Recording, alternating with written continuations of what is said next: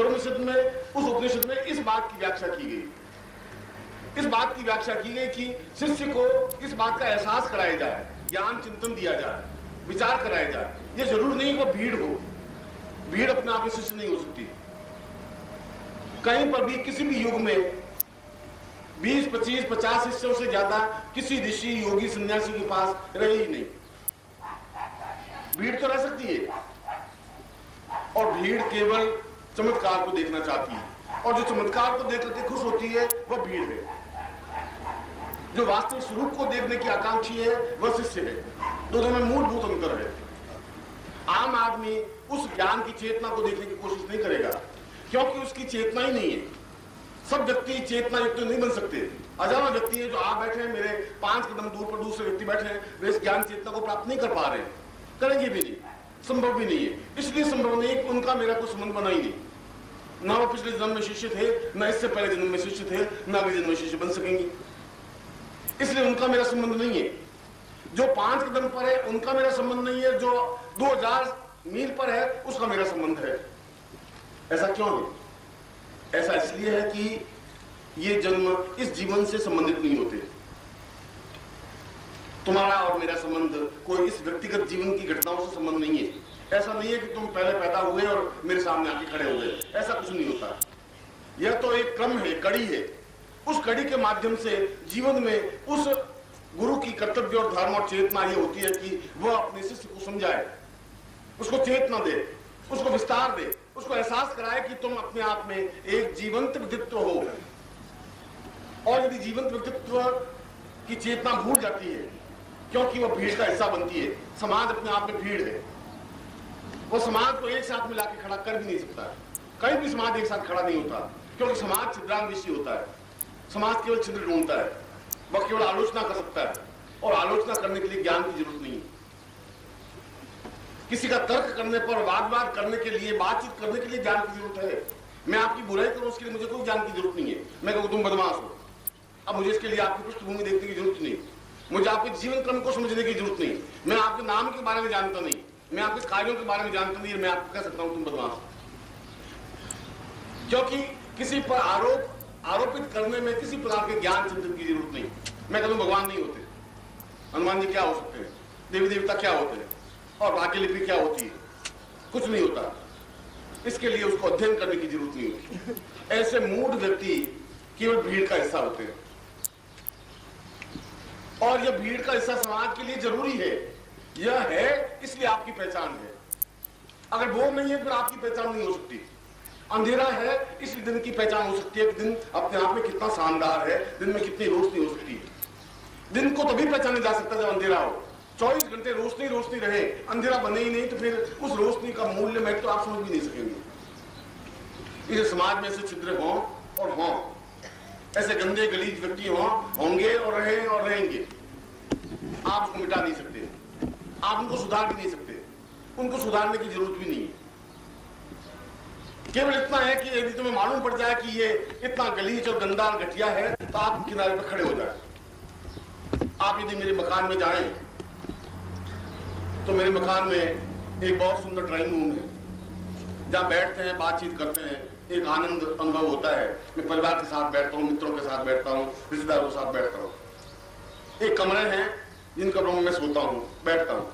एक बहुत सुंदर पूजा स्थान है जहाँ बैठ करके हम पति पत्नी पूजा करते हैं, भगवान का स्मरण करते हैं। ये सब मेरे घर में है, मगर इसके साथ साथ मेरे घर में 8 बाथरूम भी हैं। उनको मैं मिटा नहीं सकता, वो है बाथरूम है, इसलिए पूजा स्थान का महत्व है। और तुम्हारे समाज में भी बाथरूम होंगे, उनको तुम मिटा नहीं सकते।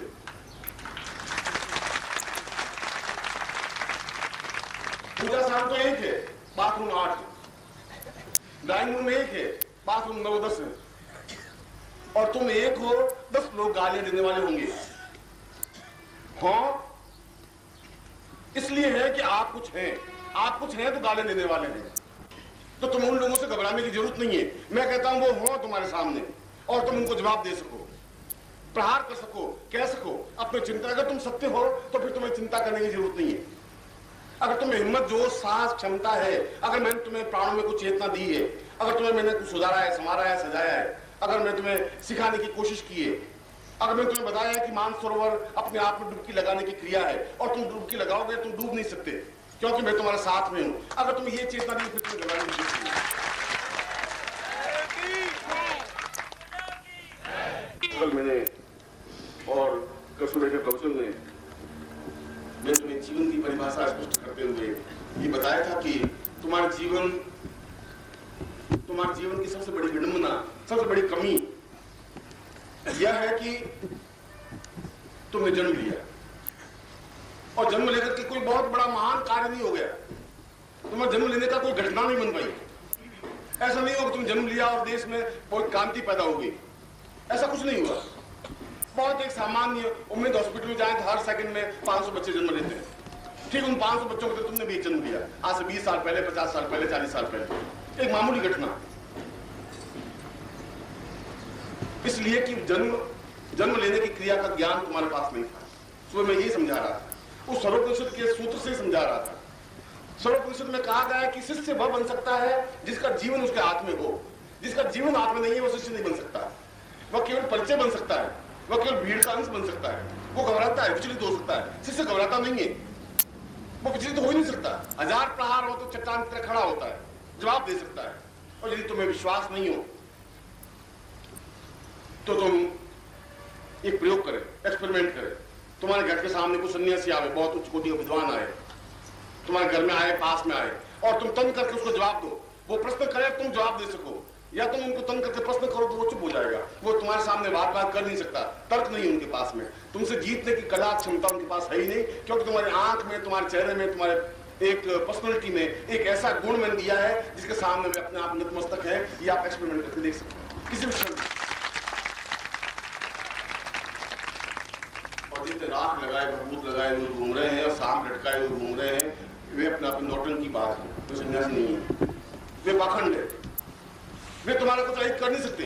लाल आंखें निकालने के और एकदम से बच्चे तुम्हें भस्म कर दूंगा, उनके साथ पीढ़ी आकर के भी तुम्हें पार नहीं कर सकता। भस्म करने तो बहुत दूर की बात है।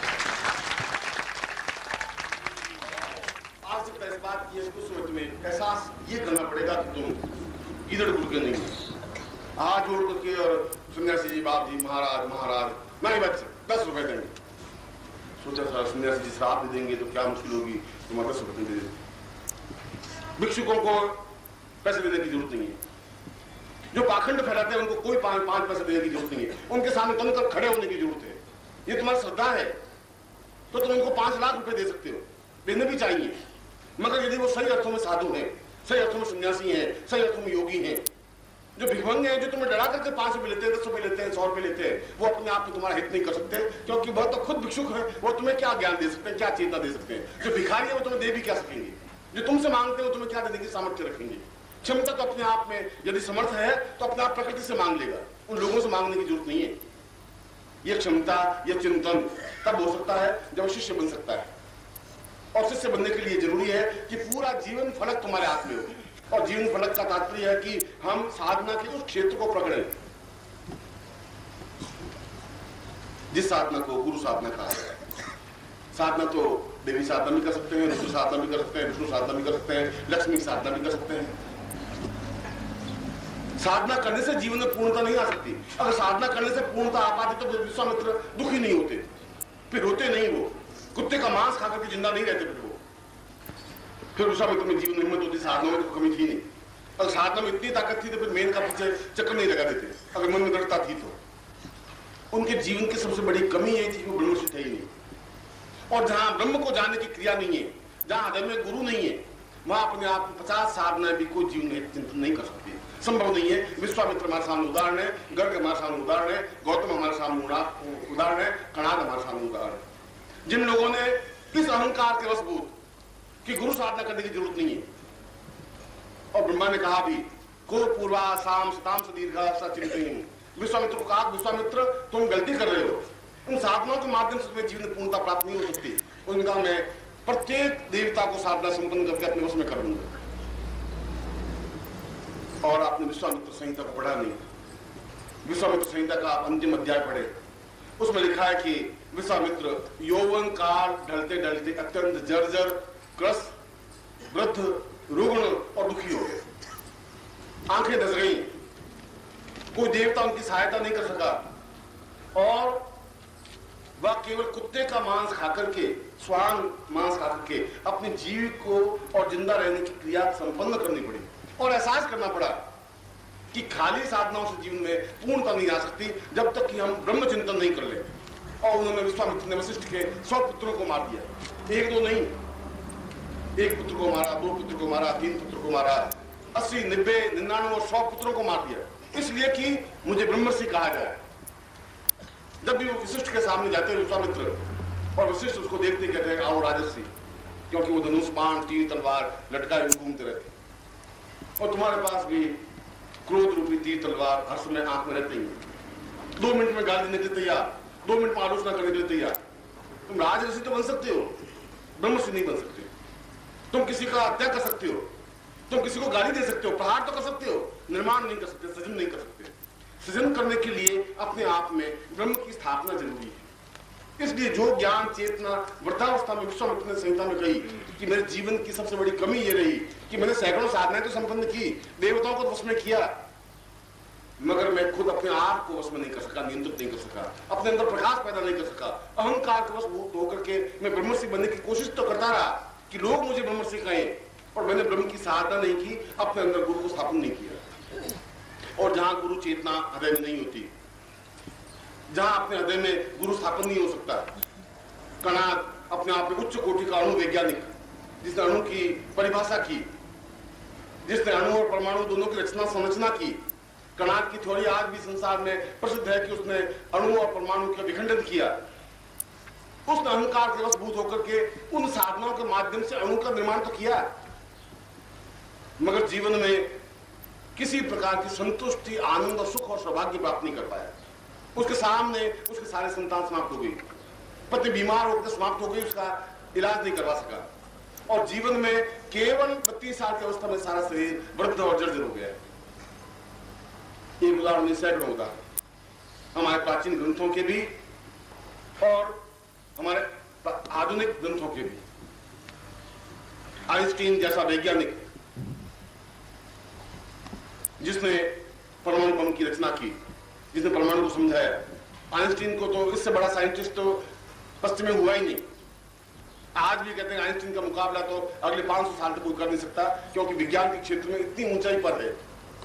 उसने भी अपने ग्रंथ में आइंस्टीन पेपर्स में लास्ट में लिखा है कि मैंने जिंदगी को बर्बाद कर दिया, मैं जिंदगी को समझा ही नहीं, अब जिंदगी मुझे खा रही है, इसलिए कि मैंने जीवन का आनंद अनुभव नहीं किया, मैंने साधना नहीं की, मैं हिंदुस्तान नहीं गया।